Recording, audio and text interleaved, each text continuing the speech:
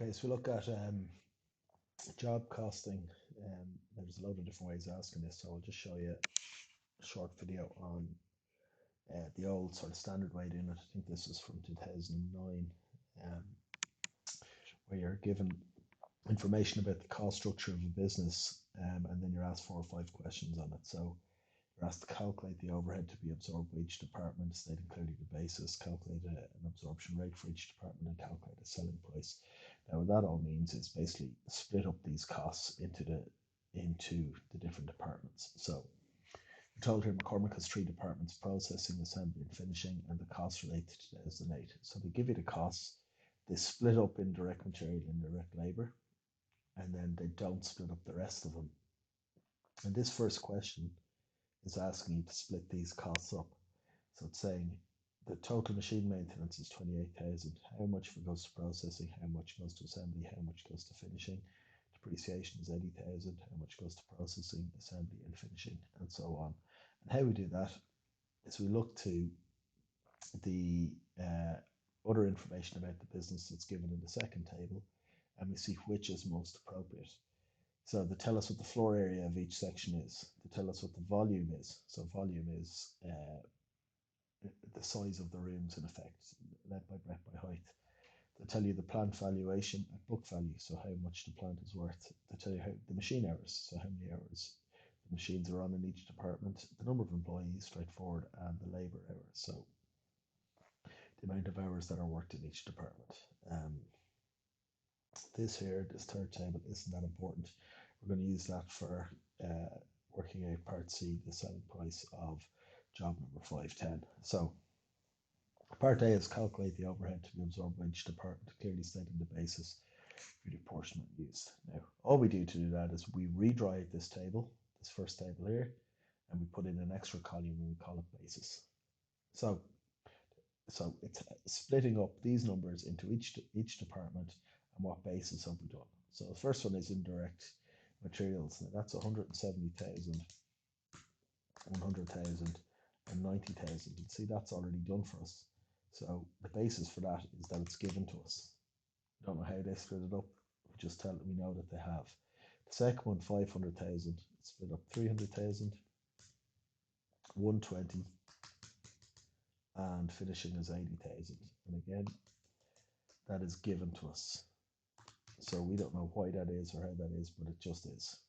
Now, from here, then, we have to decide what basis will be split up machine maintenance if we're told all of this information here. So which one of these is most relevant to machine maintenance?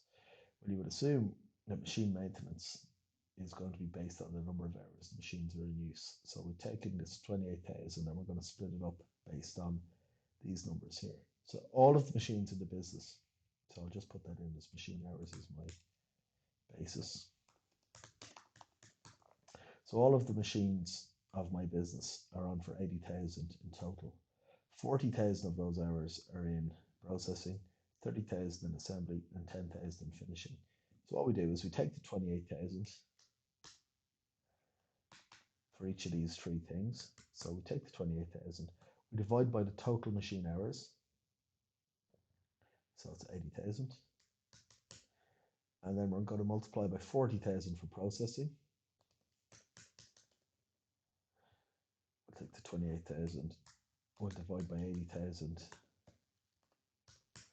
and we'll multiply by 30,000 for assembly. And we multiply by 10,000 for finishing.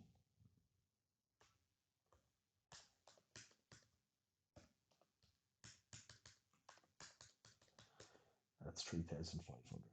Okay. So you split up that 28,000 using this ratio here. 80,000 split up 40, 30, 10. So divide by 80, multiply by 40, 30, 10. Second one, plant depreciation. Well, which one of these best associated with plant depreciation? Well, it has to be plant valuation. So that's going to be our basis. So we take the 80,000. And again, we're going to follow that same process. We're going to divide by 80,000, multiplied by 40, 30, and 10. So divide 80,000 divided by 80,000, multiplied by 40,000, will give us 40,000. 80,000 divided by 80,000 multiplied by 30,000 will give us 30,000. And 80,000 divided by 80,000 multiplied by 10,000 will give us 10,000. Okay, that one should have been easy enough. You wouldn't have to use the calculators there. Light and heat. Well, you light your building generally based by floor area, but you heat your building based on volume. You obviously heat space, so you heat height as well. So light and heat is going to be by volume of the building. So the total volume of the building is 42,000. So we're going to take the 70,000, we're going to divide by 42,000, and we're going to multiply each of them by 24, 12, and 6.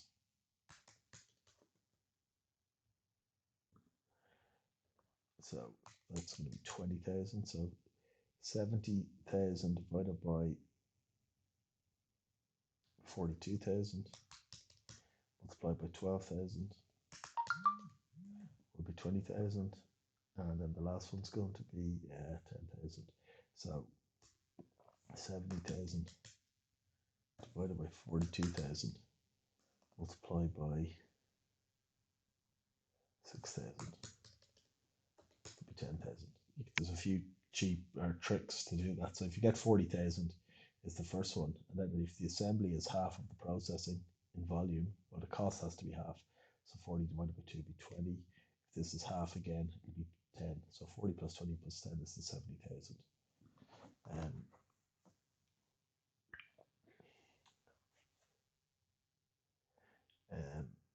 The rent and rates then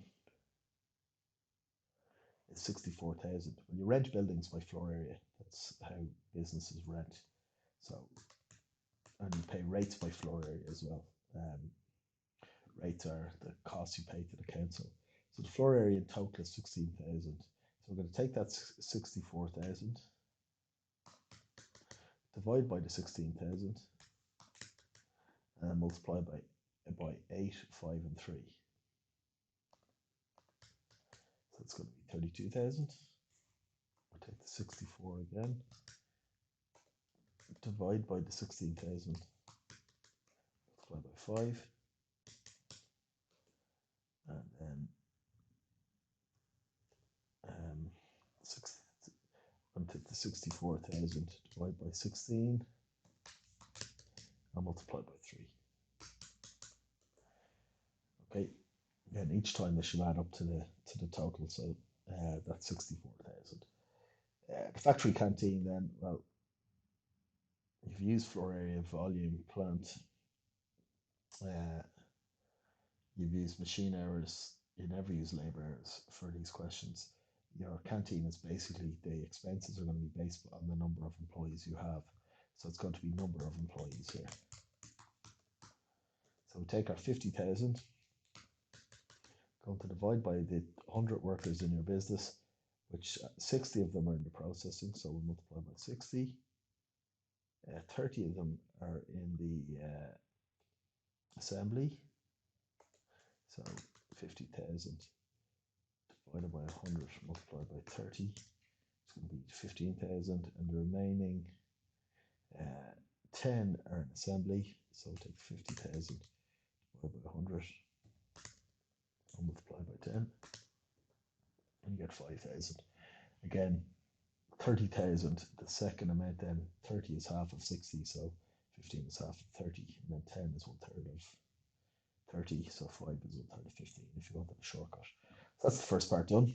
It's quite important you total all of those for part B.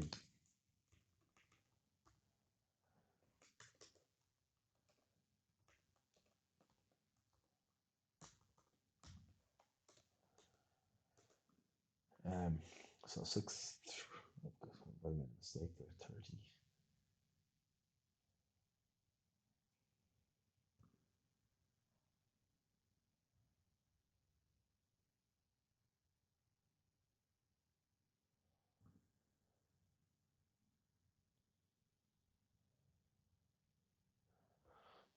30, 32, 40,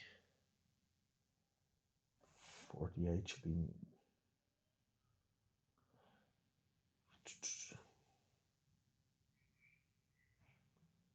machine maintenance, plant appreciation.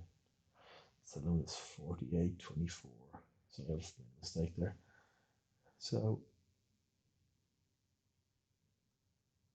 I should have divided by 500,000. Multiple. Oh, Jesus, sorry, that's on the. I took the wrong numbers for the plant valuation. So the plant valuation is 500,000. So it's divided by 500,000 multiplied by 300,000, which would be 48. The second one then will be half of that, so 24. And then a third of that, which should be 8,000. Sorry, I'd written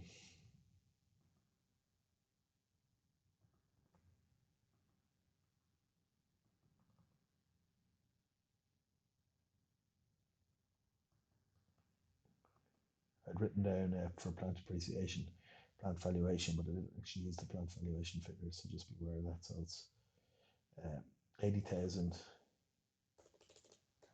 just write it down again, 80,000 divided by 500,000 multiplied by 300,000.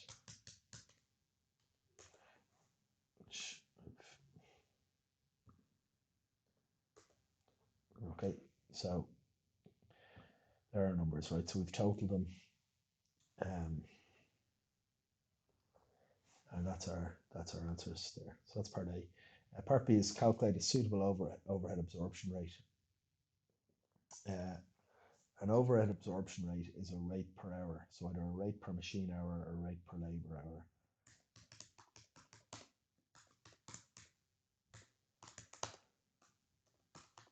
So processing is 634,000. So we're going to take that 634,000. The number of hours, processing generally will use machinery. So if you look at processing, it uses a lot of machine hours. So processing generally is by machine hour. So we take the 634, the machine hours are 40,000. So per hour, it's 634 divided by 40,000.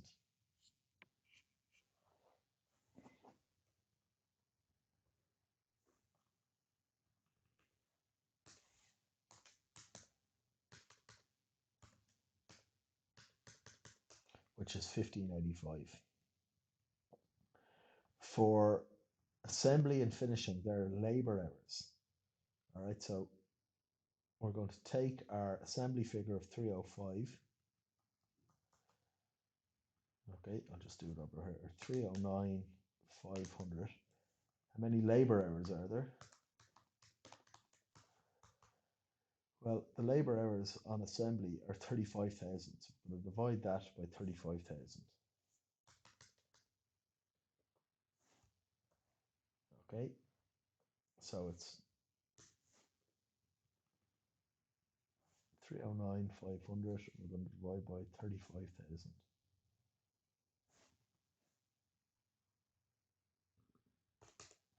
Which is 884. And then finishing is also by labor hour. So you always do assembly by the number of machine hours, or sorry, processing by machine hours, assembly by labor hours, and finishing also by labor hours. So our finishing is 208,500. And we're going to divide that by the number of labor hours associated with finishing, which is 25,000.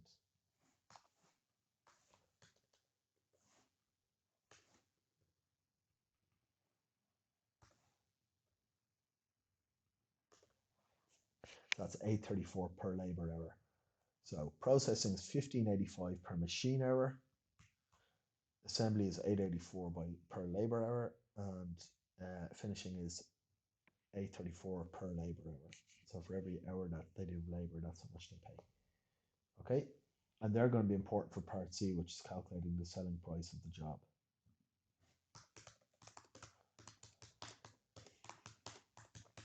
So let's look at the job, right? Job 510 has just been completed. They've given you the details, so the number of hours involved, right? And they're asking you to work out the cost. Doesn't tell you there's any fixed cost involved. If there is, we'll show you how to work out that in another one. So we need all the costs. So the cost of the job are the materials. So the direct materials are given to you. They're 10,000 plus 2,400.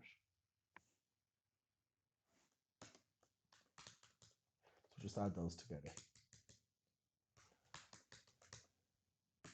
So that's 12,400.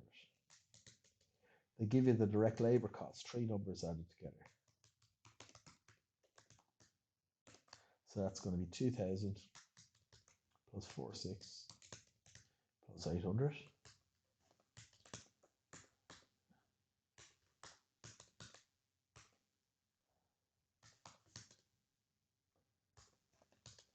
Which is 7,400.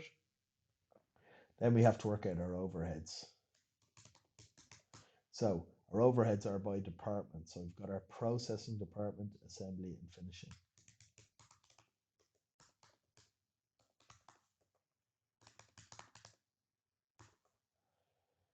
Okay, so the processing department we know is per machine hour. So it's 1585 per machine hour.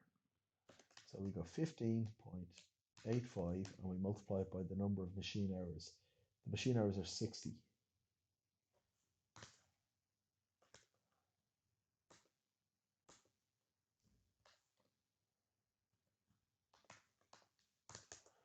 The assembly is per labor hour. So the assembly we know is 884.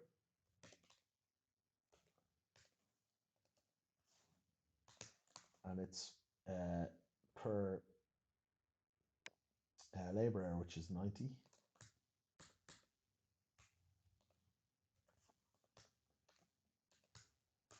Which is 79560. Then the finishing is also per labor hour.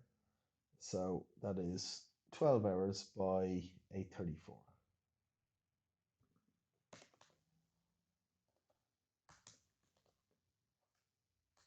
So that's why these, whether it's per machine hour, labor hour, or labor hour, are important. So for the processing, it's the answer by the machine hours, and for assembly and finishing, it's the labor hours multiplied by these two numbers. Okay, so that is 834, isn't it? Sorry. So 834 by 12. So we add all those costs together. That gives you the cost of the job.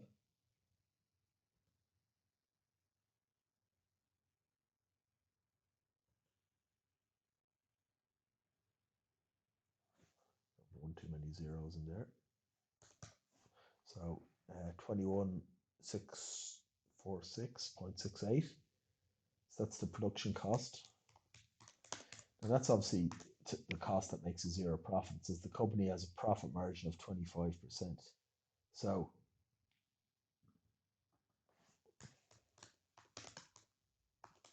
the profit margin is 25%.